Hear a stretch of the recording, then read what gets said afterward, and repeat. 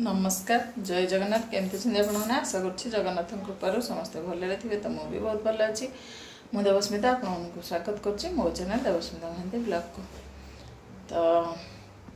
कल तो उषा होता आशा परदिन टे कि खाया को इच्छा होता चटपटा तो किंतु किसी खाईनी शाग मिश्री पीचे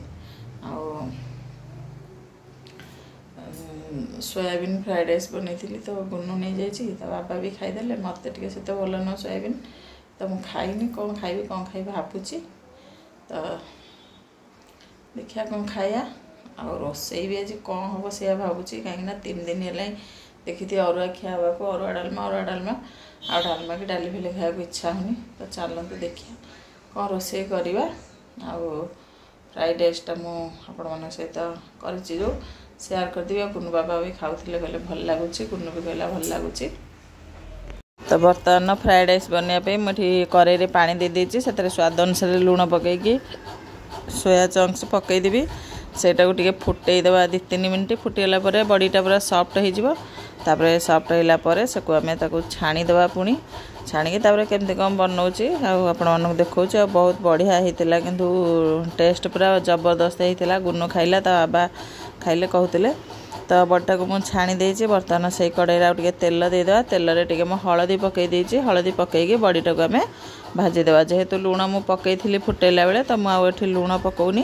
केवल हलदी पकईकि बड़ीटा को भाजी दूसरी भलसे बटा भाजीदेला ये भितर मुझे सब जहाँ पनीपरिया काटिबी तो ताको ये कटाकटी करके रखीदे तो से मुझे गोटे पियाज काटची रसुण माने गोटे कोला नुह तो अध कोला रसुण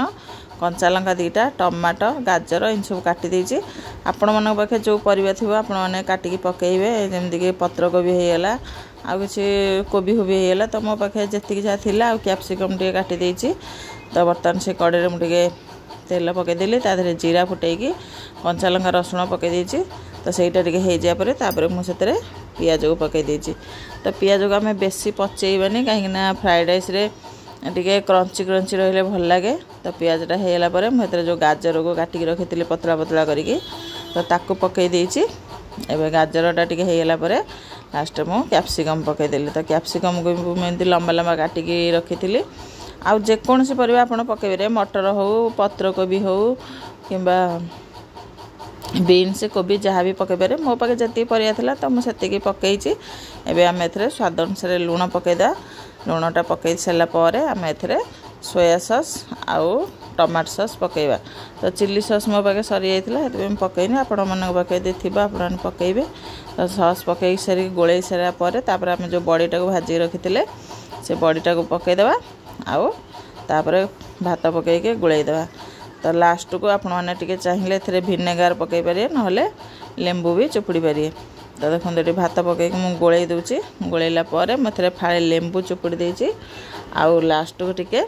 धनिया पत्र काटिकी पकईदे जोटा कि मो पाखे भी नाला हेल्ले भी माने पूरा फ्राइड राइसटा बहुत बढ़िया लगुला आउ लास्ट को टे जो मोर सिजवान फ्राइड राइस मसला मो पाखे गोटे अच्छी तो सहीटा पकई देती सब पकईके गुड़े सारापर देखो मोर केमती देखा जाउछि फ्राइड राइसटा बाबू देखो सार्ट उपरे गंजी पिंधि सार्ट उपरे गंजी सार्ट उपरे गंजी कौन गोटे गीता ने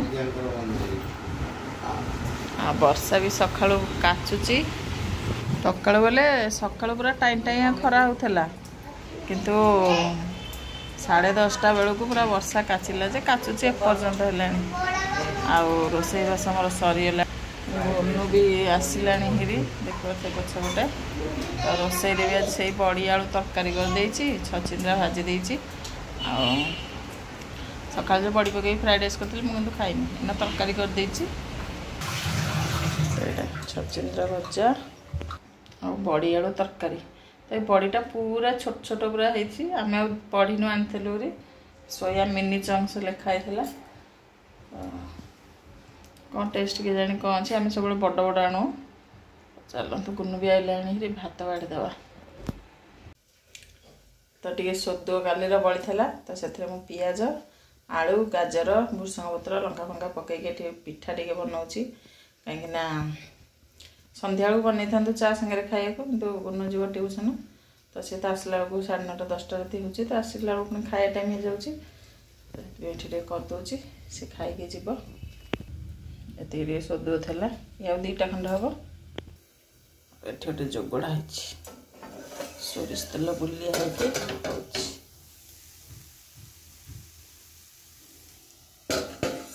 आलू हरिका पड़ी तो सीझापी मुझे घोड़े दूसरी बाप पुओ खाऊँ 2टा बर्तन गोटे करके खाई सारे गुनु आ गोटे गुनु पुणी भाग बसुच बाबा संगे केंदी